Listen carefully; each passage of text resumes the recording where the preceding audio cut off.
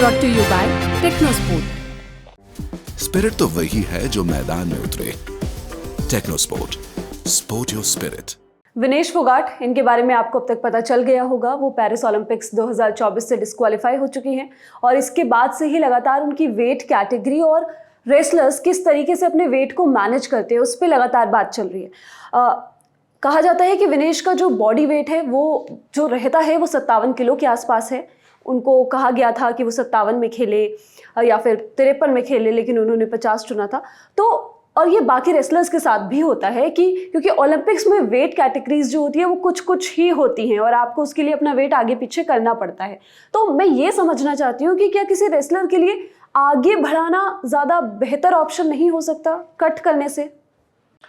हाँ बिल्कुल, वजन बढ़ाना एक बिल्कुल आसान सी प्रक्रिया। और जब आपका जो नेचुरल वेट होता है जो आपकी हाइट पे निर्भर करता है, अगर आपकी हाइट के हिसाब से वेट वो तय होता है और वो नेचुरल होता है, यानी इतना वेट आपका रहेगा, इसके लिए आपको कुछ एफर्ट अलग से नहीं डालने। तो वो 57 है विनेश का।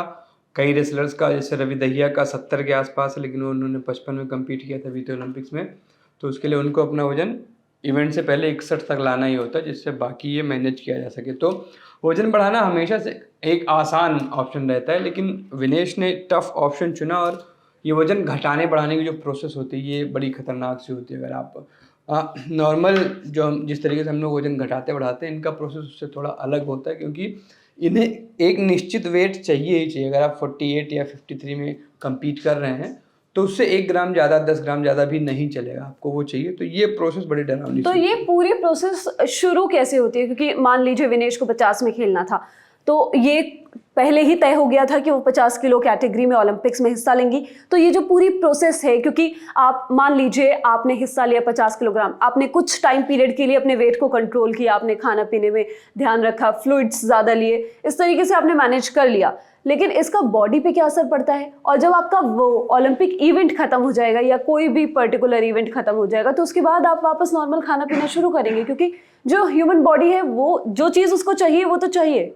जी देखिए, वेट का क्या है, जैसा मैंने बताया रवि दहिया का ही केस है। मैं पढ़ रहा था, जोनाथन भाई अपने हैं ESPN में काम करते थे पहले, उन्हीं की रिपोर्ट थी कि वो कोशिश करते हैं कि अगर 55 में या 57 में खेल रहे हैं तो अपना वजन जो है इवेंट से पहले 61 तक रखें, इससे ज़्यादा ना रहे। क्योंकि 4 किलो कट करना, आपके पास 4 से 5 दिन होते हैं, आप कट कर लेते हो। कट करने का प्रोसेस क्या होता है कि जैसे एक दिन का जो इंटेंस वर्कआउट होता है रेसलर्स का, इससे तकरीबन 2 से 2.5 किलो वजन आपका कम हो जाता है स्वेटिंग से और तमाम तरीके की चीज़ों से।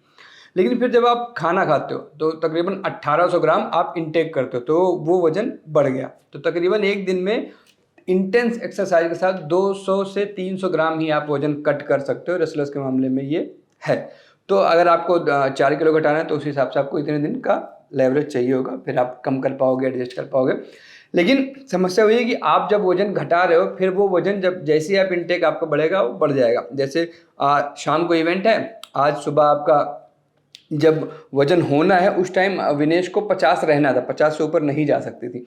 तो उसके लिए उन्होंने क्या किया, उन्होंने पूरी रात साइकिलिंग की, जॉगिंग करी, स्किपिंग की, सोना लिया।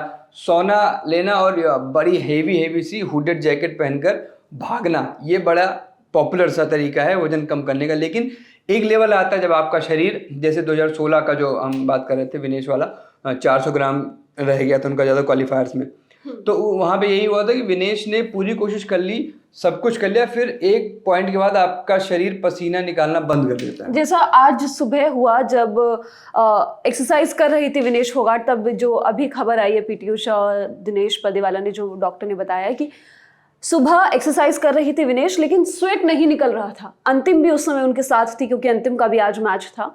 तो वो जो स्वेट था वो नहीं निकल रहा था, यानी कि वेट कम अब नहीं हो रहा। हाँ, वहाँ आपको पता चल जाता कि अब इससे कम वेट नहीं जा सकता, ये आपकी लिमिट है और इस लिमिट के आगे अब आप कुछ नहीं कर सकते। क्योंकि यही तरीका, आप फ्लूइड्स को जितना बाद में रिकवरी करेंगे, लेकिन उससे पहले जब तक आप शरीर का जो आखिरी 1 लीटर पानी होता है ना, किसी भी रेसलर से आप बात करोगे तो वो यही बताएंगे, शरीर का जो आखिरी 1 लीटर पानी होता है उसे निकालना सबसे टफ होता है। और वो ऑलमोस्ट आप हार जाते हो, कुछ ना कुछ वो बचा ही रह जाता, पूरी तरह से उसको शरीर से निकाला नहीं जा सकता। और ये जो इनटेक होता है, जैसे एक बाउट हुई, दूसरा मैच हुआ, तो उसके बाद आप थोड़ा सा जरूर कुछ ना कुछ इनटेक करते हैं, इसका ये है कि जैसे आपने एक बार वजन करा लिया, आप 50 किलो आ गए वजन में, फिर आप जाओगे, आप अपनी फ्लूइड्स पहले सबसे पहले मेंटेन करोगे, क्योंकि आपने बहुत सारा फ्लूइड लॉस किया। फ्लूइड नहीं रहेगा बॉडी में तो दिक्कत होगी।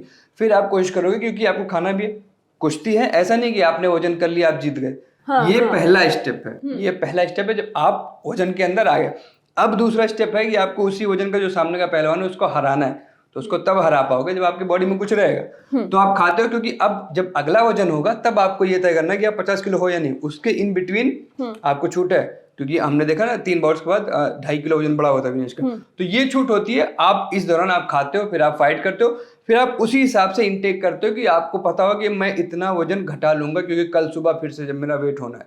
विनेश पूरी रात सोई नहीं, हर तरीके आजमा के देख लिया, लेकिन बाल काट लिए, ड्रेस छोटी कर ली, सब कुछ कर लिया, लेकिन 100 ग्राम वही जो लास्ट में गरारी फंस जाती है ना, वही फंसी रहेगी।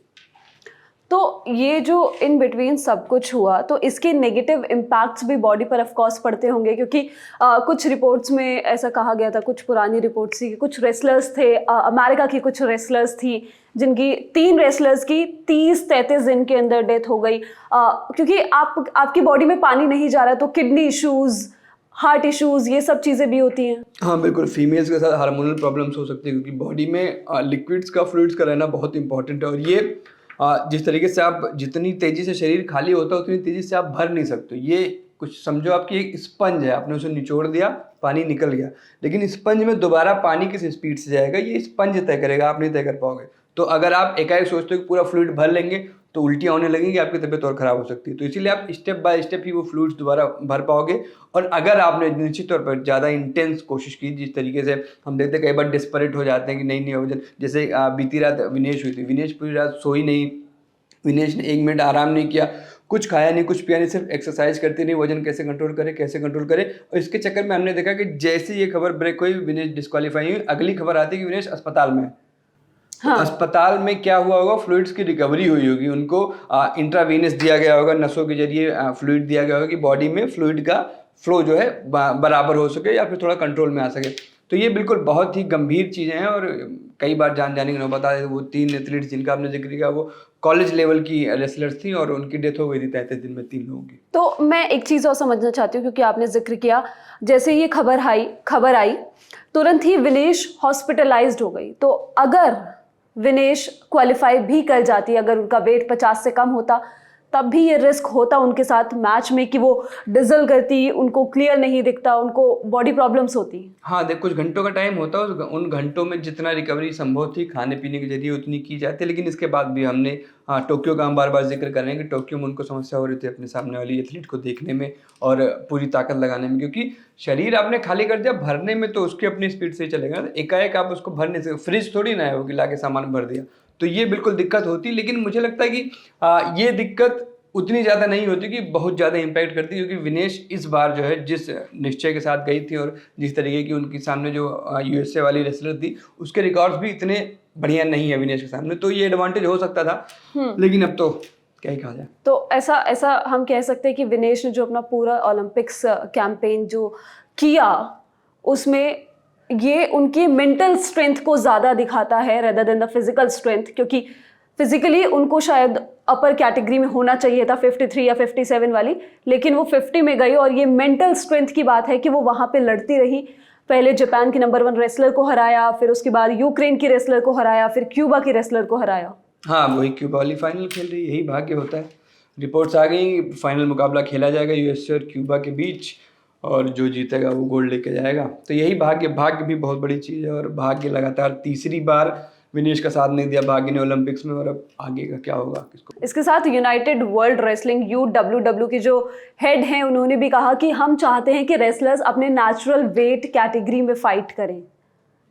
हाँ, अब वो तो कुछ ना कुछ कहेंगे ना, क्योंकि देखिए उन पर अब दबाव बन रहा है कि ये नियम बदला जाए, क्योंकि इस नियम के बहुत सारे नुकसान हैं। अपने शरीर के साथ जितना खिलवाड़ करते हैं आप, ये खिलवाड़ ही, क्योंकि आप वजन घटा रहे हैं, बढ़ा रहे हैं, और आप जब इवेंट ये ओलंपिक्स खत्म होगा तो सारे जो रेसलर्स हैं घर आएंगे, नेचुरल डाइट लेंगे, नेचुरल तरीके से अपना सोना उठना बैठना ट्रेनिंग सब होगी, इनका वजन फिर बढ़ेगा। फिर जब कोई इवेंट आएगा तो उससे हफ्ते 10 दिन 15 दिन पहले ये अपना वजन फिर से कंट्रोल करने के, अगर 57 किलो वाला है तो वो कोशिश करेगा 61 तक मैं वापस आ जाऊं। तो ये एक लगातार चलने वाली प्रक्रिया है। जो हमारे रेसलर्स हैं वो लगातार वजन घटाते और बढ़ाते रहते, तो इसका नुकसान है। और इसीलिए ये नियम बदलने की बात चल रही है कि 100 200 500 ग्राम तक का डिस्काउंट दिया जाए, कुछ तो डिस्काउंट दो, इतने टफ रूल्स ना रहे। लेकिन अब वो रूल बदलेंगे, उनका कहना है कि हम रूल और टफ करने वाले हैं।